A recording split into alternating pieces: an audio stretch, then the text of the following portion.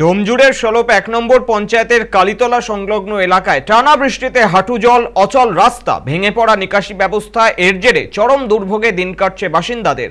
পরিস্থিতি সামাল দিতে প্রশাসনের গাফিলতির প্রতিবাদ জানাতে ওই এলাকার স্থানীয় মহিলারা মঙ্গলবার বিধায়ক কল্যাণ ঘোষের বাড়ি, অফিস ঘেরাও করেন। বিক্ষোভকারীদের অভিযোগ, দিনের পর দিন জল জমে থাকলেও মেলেনি কোনো স্থায়ী সমাধান। এক স্থানীয় মহিলা অভিযোগ করে বলেন, কোনো পদক্ষেপ নেওয়া হয়েছে কিনা তার জবাব চাওয়ায় ভগবানের উপর ভরসা রাখুন এমনই উত্তর মেলে। জনপ্রতিনিধির মুখে এমন মন্তব্যে আরও ক্ষোভে ফেটে পড়েন স্থানীয়রা। অপরদিকে সাংবাদিকদের মুখোমুখি হয়ে বিধায়ক বলেন, জমে থাকা এত জল কারোর পক্ষে নামানো সম্ভব নয়। প্রত্যক্ষদর্শীরা জানান, প্রশ্নের মুখে পড়ে বিধায়ক মেজাজ হারিয়ে বসেন। স্থানীয়দের অভিযোগ, নিজেদের ব্যর্থতা ঢাকতে এখন ভগবানের আড়াল নিচ্ছেন। এখন তাদের একটাই দাবি, অবিলম্বে কার্যকর নিকাশি ব্যবস্থা করা হোক, নয়তো সামনে আরও বড় আন্দোলনে নামবেন তারা।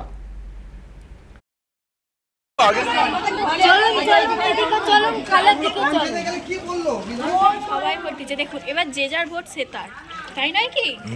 সবাই দিচ্ছে, এবার তাতেও যদি বলে দিচ্ছে না, হেরে যাচ্ছে, তাহলে কতদিন যে জল জমেছে, ড্রেনে বেরোবারও জায়গা নেই আর শুকনো হওয়ারও জায়গা নেই। বলছি যে আপনারা পঞ্চায়েতকে জানিয়েছিলেন? পঞ্চায়েত জানিয়েছে, পঞ্চায়েত বলতে কিছু করার নেই, ওপরওয়ালাকে ডাকতে বলছে, কিছু করার নেই, সব জায়গায় জল জমছে, তোমাদেরকে এই জলেই থাকতে হবে। একদম টানা বৃষ্টি হয়ে চলেছে, দিনের বেলা যাবো একটু জল নামছে, রাত্রিবেলা বৃষ্টিতে যাচ্ছে বেশি পড়ে যাচ্ছে। এই সমস্যা আজকের সমস্যা নয়, এটা দীর্ঘদিনের সমস্যা। তবুও আমরা আমাদের পঞ্চায়েত এবং আমাদের বিধায়কের তহবিল থেকে আমরা খাল না সংস্কার করে জল আমরা বার করেছিলাম। গত বছরে একটুও জল দাঁড়ায়নি। এবছরে যেভাবে প্রকৃতি ঢেলে দিচ্ছে সারা পশ্চিমবাংলার সাথে আমার সুলভ বৃষ্টি হচ্ছে।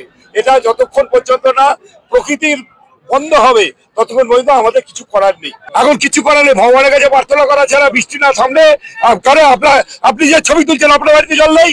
হাওড়ার ডোমজুর অঞ্চলে যে দুর্দশা দেখছি, ব্রিজের তলায় জল জমে আছে, জল নিকাশির কোনো ব্যবস্থা নেই।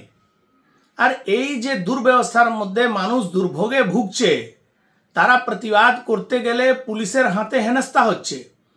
সব থেকে বড় দুর্ভাগ্যের কথা যে টিএমসির বিধায়ক তিনি প্রকাশ্যে বলছেন যে এই সমস্যার কোনো সমাধান নেই, ঈশ্বর ছাড়ার কিছু এই সমস্যার সমাধান করতে পারে না।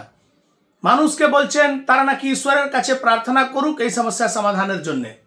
আমার মনে হচ্ছে এর থেকে আর নিকম্মা বিধায়ক আমরা জীবনে কোনোদিন দেখিনি। কল্যাণ ঘোষ যেভাবে প্রকাশ্যে বলছেন যে উনি অসহায়, উনি কিছু করতে পারবেন না, এই সমস্যার সমাধান হতেই পারে না।